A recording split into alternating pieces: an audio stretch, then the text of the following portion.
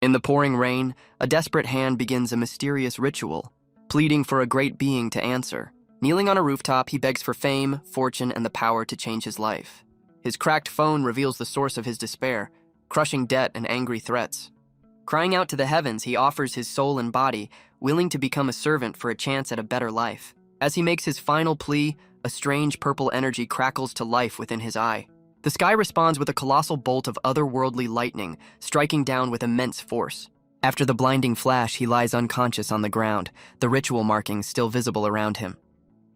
He slowly awakens, his eyes fluttering open with a look of complete confusion. Clutching his head, he's completely disoriented, remembering only being at his office moments ago.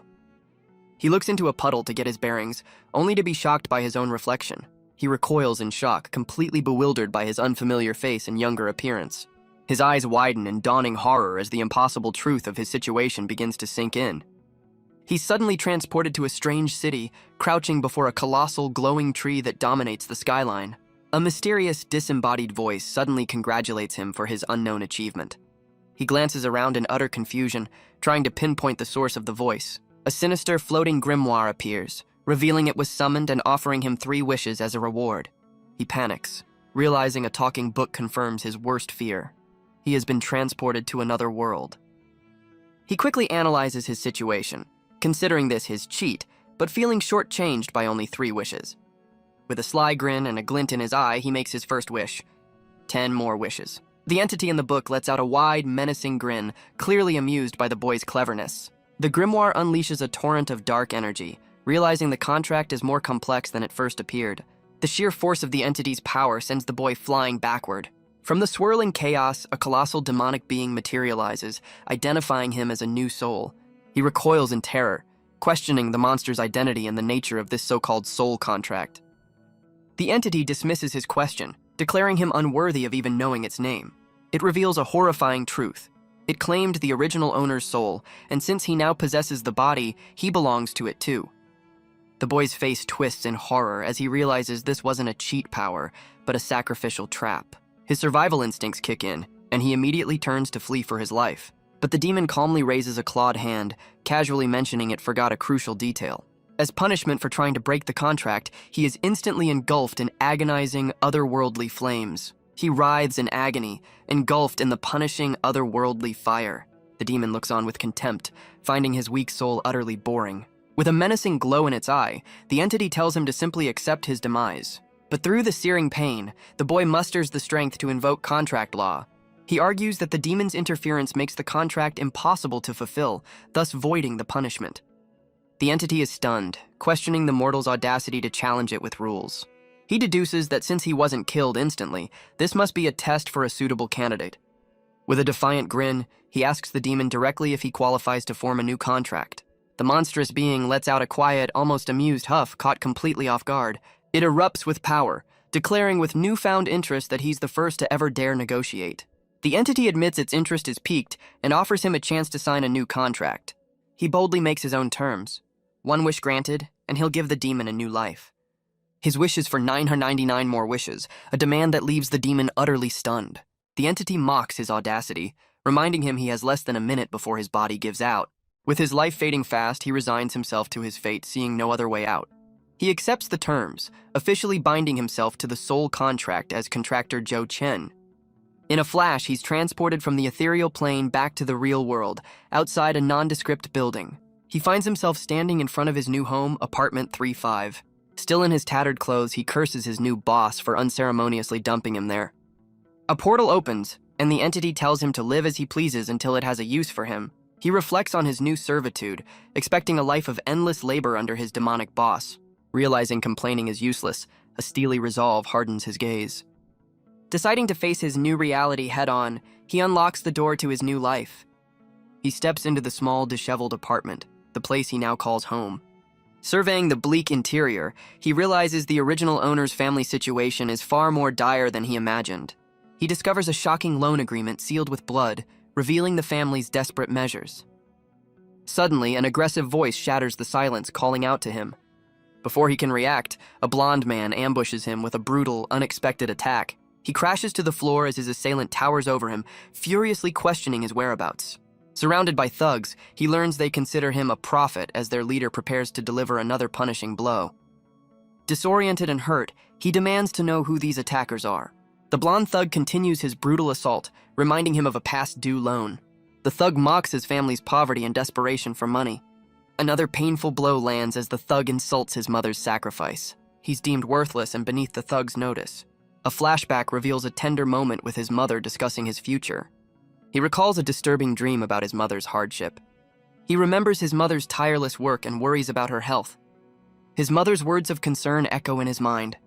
His mother comforts him, reassuring him everything will be all right. He remembers his mother's promise to always be his shield, no matter what.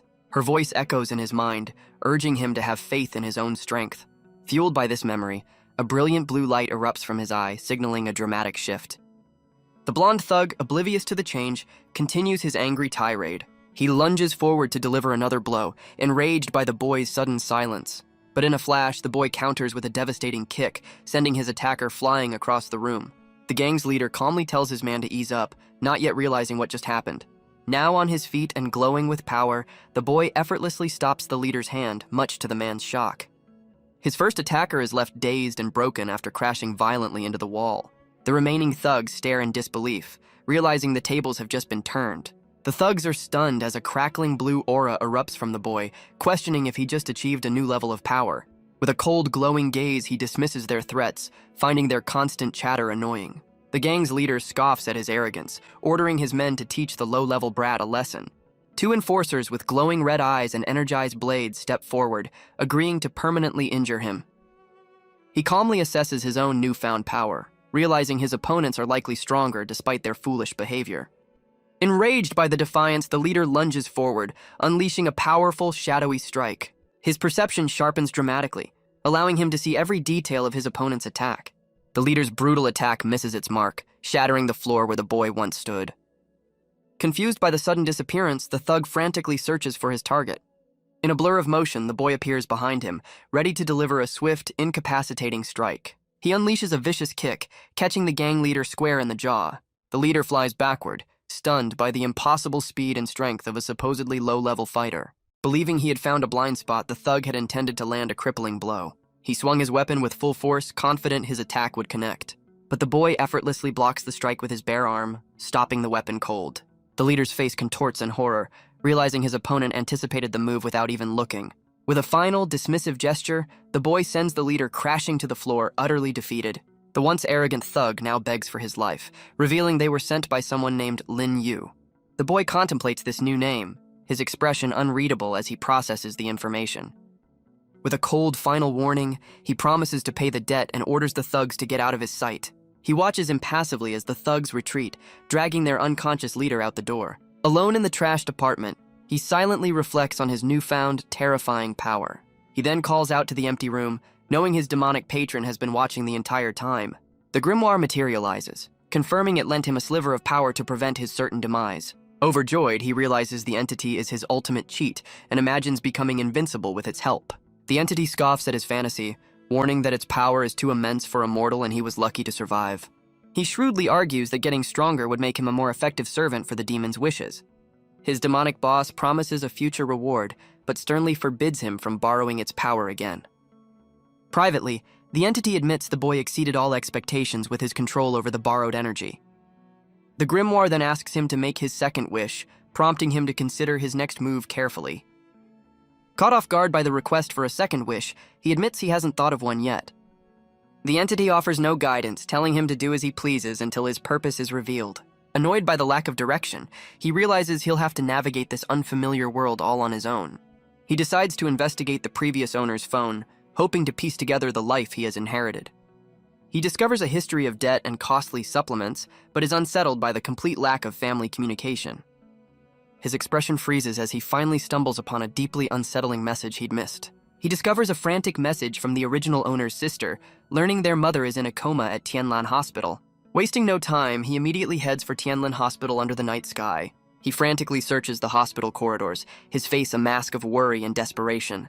Arriving at the room, he sees a young woman, his new sister, keeping a solemn watch over their mother. He acknowledges the tense atmosphere, understanding his sister's anger is justified. He identifies the solemn young woman as his new sister, Zhou Yueqing. His gaze shifts to the hospital bed, preparing himself for the sight of his new mother. He looks upon the frail, unconscious woman, the weight of his new identity crashing down on him. Contrasting her current state with a memory of a vibrant woman, he wonders if the original owner's actions led to this. He awkwardly approaches his sister, apologizing for his absence and asking about their mother's condition. His sister responds with cold disdain, demanding to hear his latest excuse. She scoffs at him, sarcastically questioning if he was too busy with his training to care. Clenching the bedsheet, she reveals their mother collapsed from exhaustion while trying to pay off his debts. Her grief and anger explode as she condemns him for abandoning their mother after the family sacrificed everything for him. His sister reveals their mother nearly died, unable to even afford the ICU because of his debts. Looking away, she admits that she and their mother are completely exhausted by the ordeal. She places a card on the table with 6 months of living expenses, declaring she will now take care of their mother alone. With finality, she declares his debts are his own to bear, severing all financial ties. Stunned and heartbroken, he struggles to comprehend the meaning behind her words.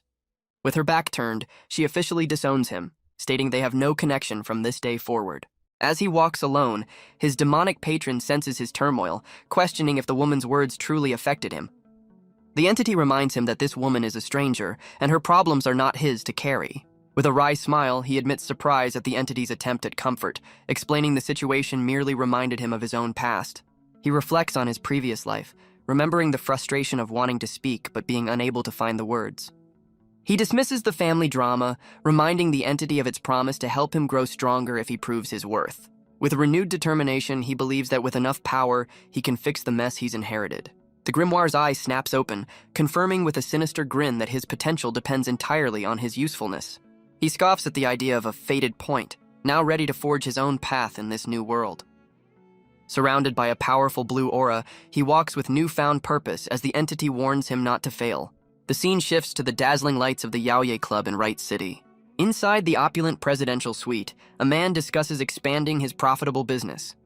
The man, a powerful boss, listens as his subordinate reports that a student injured 3 of their debt collectors. Annoyed, the boss blames these rogue collectors for scaring away business and orders them to be dealt with. The subordinate clarifies that this case is different, as the injured thugs were high-level fighters. The subordinate clarifies the student is only an apprentice level 2, a fact that catches the boss's attention. Leaning forward, the boss demands to know the identity of this surprisingly strong student. His man presents a file on Zhou Chen, theorizing he must be hiding his true strength to defeat higher-level opponents. A sly grin spreads across the boss's face, amused by the boy's attempt to conceal his power. He orders his men to monitor Zhou Chen, recognizing a talent that shouldn't go to waste. The next morning, Zhou Chen is already up and active, leaping from a rooftop to start his day. He runs through the city streets with a newfound sense of purpose. A local man spots him, surprised by his early morning activity. The man greets him, attempting to sell him a new batch of expensive training supplements. Zhou Chen politely turns down the offer, waving as he continues on his determined path. The supplement seller watches him go, musing that the kid seems much more cheerful lately. For the next few days, Zhou Chen focuses on training, allowing the original owner's memories to merge with his own. He learns that in this world, people called speakers gain power by consuming special supplements. As he pushes his body's limits, he understands the crippling debt came from the high cost of these power-enhancing medicines. Testing his physical capabilities, he realizes his new body has a much higher potential than he ever imagined. He marvels at his new strength, realizing why people risk everything to become speakers in a world where power is everything. Just as he's getting into his routine, his phone buzzes, interrupting his thoughts. An insistent voice on the other end reminds him that his time off is over and he's expected back at school. He plays it cool but inwardly panics, having completely forgotten about his life as a student.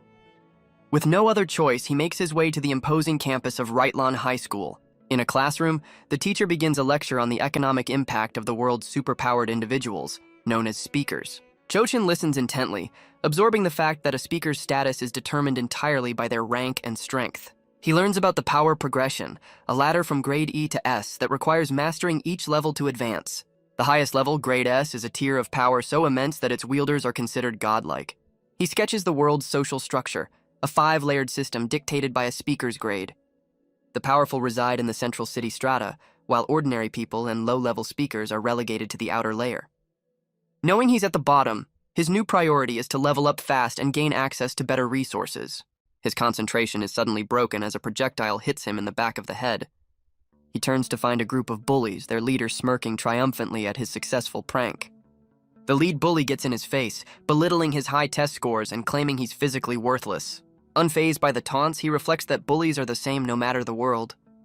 The teacher interrupts, announcing a fitness test on the field, much to the students' excitement. The scene shifts to the expansive athletic field of Wright Speaker High. While stretching, he finds the speaker program's focus on physical education surprisingly laid back. But his moment of peace is cut short as the same bully approaches him on the field. Onlookers gossip, noting that a fight between these two is a common occurrence. The bully violently shoves another student aside, warning the crowd to stay back. Grabbing Jo Chen's collar, the aggressor mocks his recent change in attitude and his useless test scores. He sneers that in a world of speakers, Jo Chen's low level makes him completely worthless. With a cold stare, Jo Chen turns the logic back on him, pointing out the bully is also a low-level fighter. The bully is left stunned, completely caught off guard by the sharp retort. His shock quickly turns to rage as he lunges forward, aiming a furious punch at Jo Chen's face. But his fist is stopped mid-air, caught effortlessly in Jo Chen's unyielding grip. Holding the bully's hand, he calmly asks if the man has anything else to say. The aggressor panics, unable to break free and suddenly feeling small before his once weak target. With glowing eyes, Jo Chen uses the bully's logic, wondering if power now gives him the right to do as he pleases. Sheer terror washes over the bully's face as he realizes the tables have completely turned. A powerful blue aura erupts around Jo Chen, radiating an intimidating pressure. Even Jo Chen is momentarily taken aback by the immense force he's now commanding. Gritting his teeth, the bully is forced to acknowledge his opponent's unexpected nerve. An intimidating figure with glowing red eyes appears, revealed to be the grade D PE teacher. The teacher glares at Jo Chen, immediately blaming him for the commotion. With a disarming smile, Jo Chen calmly explains it was just a friendly sparring session.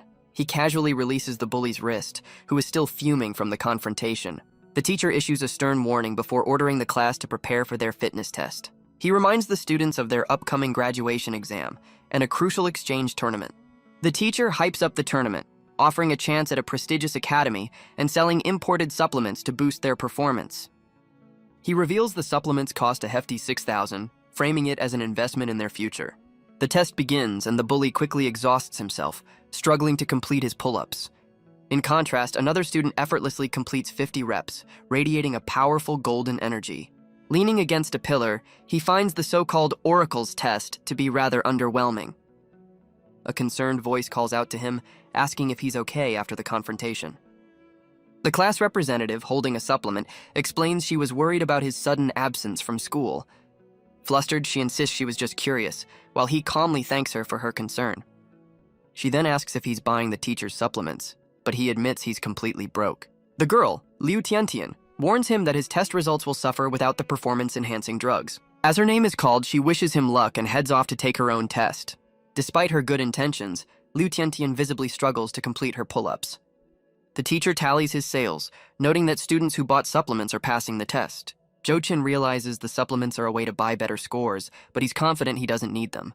The teacher calls out the last name on the list, and Jo Chen calmly steps forward for his turn. Watching him approach, the teacher notes with suspicion that this student didn't purchase any supplements. With a sinister grin, the teacher decides to make an example of him, planning to rig the results to ensure his failure. Jo Chen inspects the equipment, sensing that this seemingly simple test holds a hidden challenge. He takes a firm grip on the pull-up bar, preparing himself for whatever comes next. The moment he begins, his eyes widen in shock as he feels an unexpected resistance. He realizes the wrist guards are adding weight, getting heavier the more power he exerts, revealing the test's true difficulty. However, he quickly adapts, realizing the added weight has a limit that his newfound strength can easily overcome. Embracing the challenge, he unleashes his power, pushing the weight from 20 kilos all the way to a staggering 100 kilo. The other students, including his bully, can only stare in open-mouthed shock at his impossible display of power. The students are floored, realizing his strength is now on par with a second-rank elite. He lands with a solid thud, effortlessly completing the impossible test. His classmates instantly mob him, begging to know the secret behind his sudden power-up. From a distance, the teacher watches in disbelief, wondering how this weakling improved so drastically. He panics, realizing that if students learn power can be gained without his expensive supplements, his side business is ruined. With a sinister grin, the teacher decides it's time to teach this upstart a valuable lesson. Meanwhile, a panicked voice erupts from the principal's office over a sudden change to the exchange tournament. The principal learns the school's funding is being cut, with all resources redirected to more prestigious academies. He slams the phone down in frustration, left with no recourse against the higher-ups' decision. Desperate and out of options, he considers gambling the school's entire budget on a single promising student. The principal despairs in his office, fearing his academy will collapse under his watch. A knock at the door reveals the PE teacher, who is promptly invited inside. The teacher presents the students' test scores, confidently praising their performance. But the principal dismisses the results as pathetic until the teacher mentions one unusual exception. Intrigued, the principal asks for the student's name, and the teacher identifies Zhou Chen. Meanwhile, Zhou Chen is summoned to the office, completely unaware of why he's been called. He approaches the principal's door, worried that he's in for some serious trouble. Just as he reaches for the handle, a mysterious flame ignites in his palm. He stares in shock as the fire envelops his hand, a sign from his demonic patron. The entity reveals a new task has been triggered, presenting a flaming scroll and a dire warning to obey. Startled by the summons, he hesitates at the principal's door as the demonic grimoire glows ominously beside him. He enters the spacious office where the principal confirms his identity without turning around. The principal acknowledges his impressive test scores, but dismisses his other infractions as irrelevant. With a cold expression, he declares that money is everything, and advises Zhou Chen to abandon his ambitions. Stunned by the suggestion, Zhou Chen realizes the principal wants him to drop out of school entirely. The principal explains that given his family's financial struggles, continuing his training is a path to certain failure. Internally, the principal justifies his decision, planning to reallocate the school's limited resources to a more promising student. He then makes the offer official, offering a tuition refund if Zhou Chen agrees to leave immediately. But just as the principal dismisses him, the demonic grimoire materializes with a new objective. The entity reveals its mission: to acquire a mysterious glittering black crystal located somewhere within the office. He questions the entity, only to learn a crucial catch. For the demon to claim the crystal, he must first legally own it. This new mission complicates his own goals, as reaching the middle city requires a graduation certificate he's about to lose. He calms himself, realizing his unique potential is a powerful bargaining chip with the school. He hatches a bold plan: achieve a power breakthrough right now to prove his undeniable value. Turning to his patron, he cleverly asks to choose the reward it promised him earlier. The grimoire's eye widens in dawning horror, suddenly realizing his audacious intention. With a determined, glowing gaze, he declares he wants another infusion of the entity's power. The entity furiously refuses, warning his mortal body can't handle the strain, but he insists he has no other choice. With a confident smirk, he argues that if he fails, the entity's mission fails too, telling it to just trust him.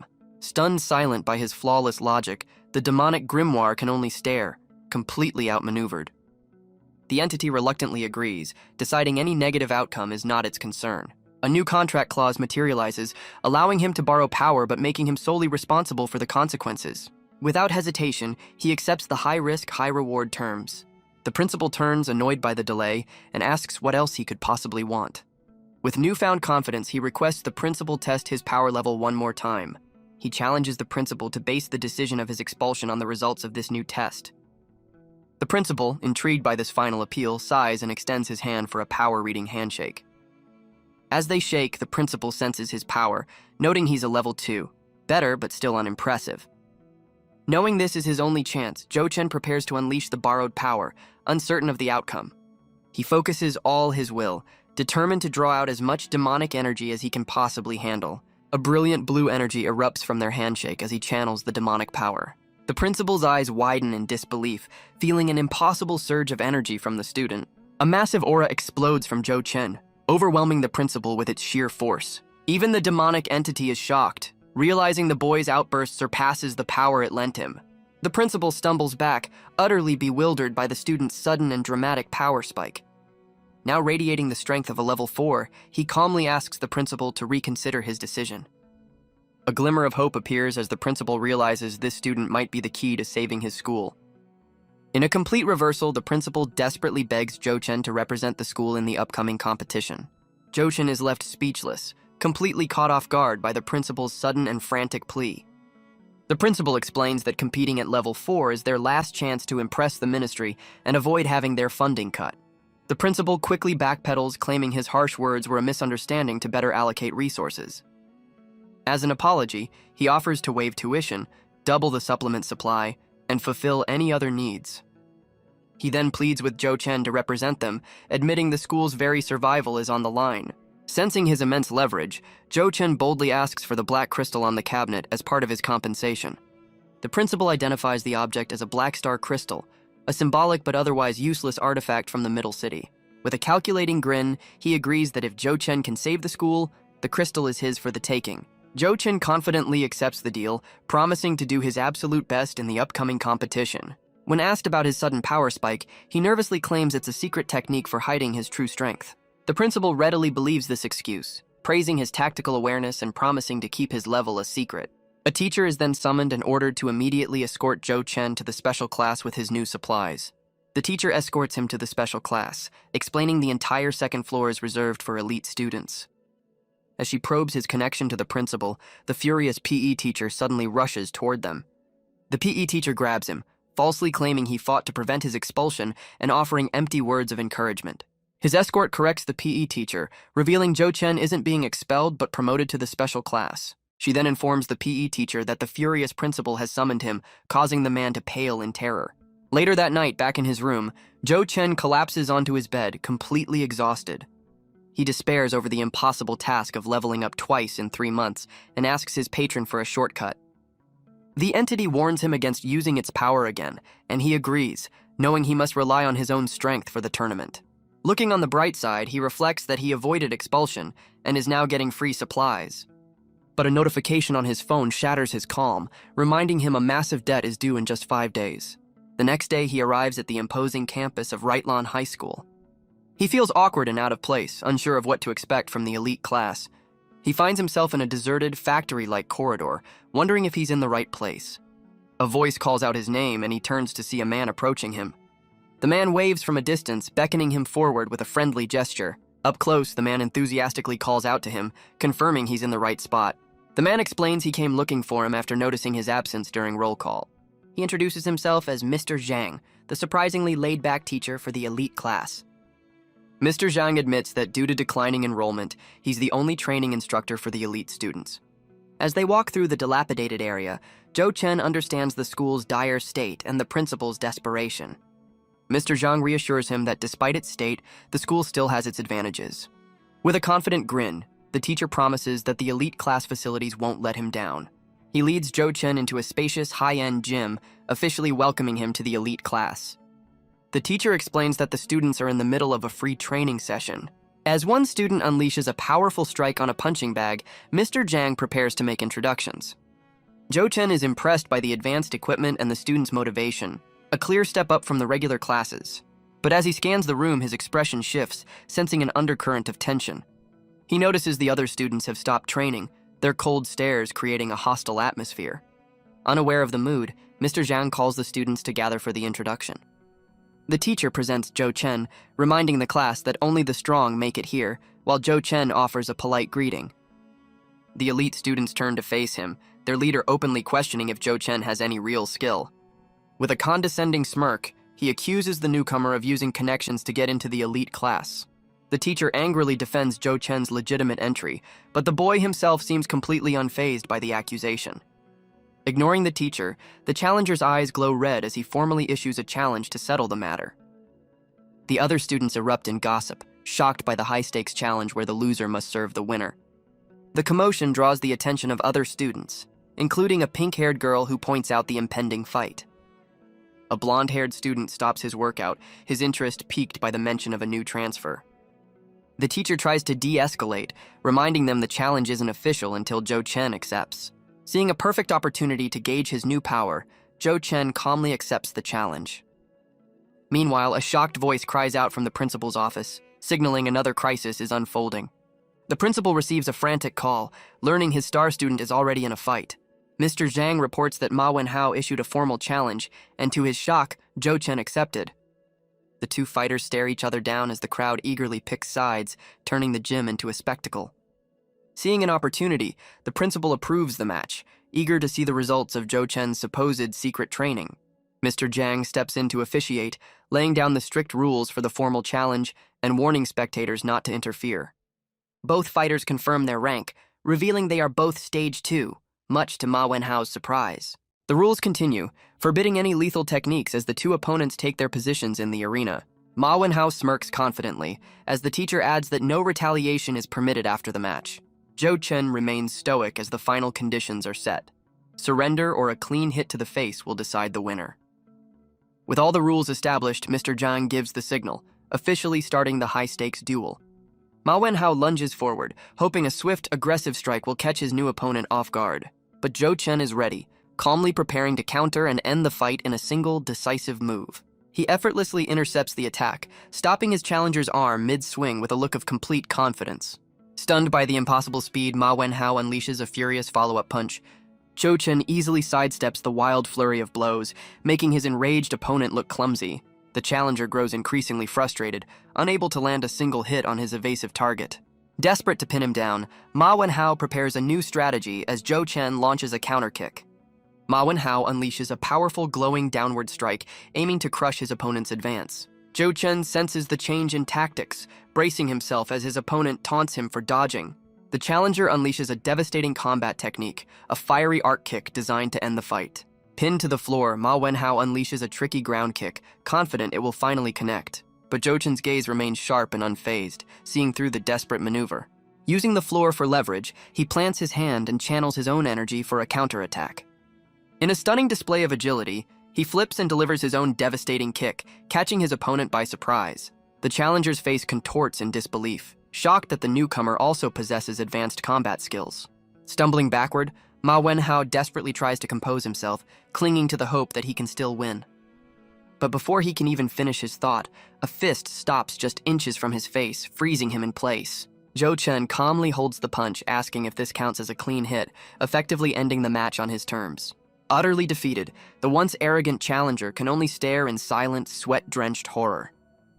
With the duel decisively over, the teacher officially declares Zhou Chen the victor of the high-stakes challenge.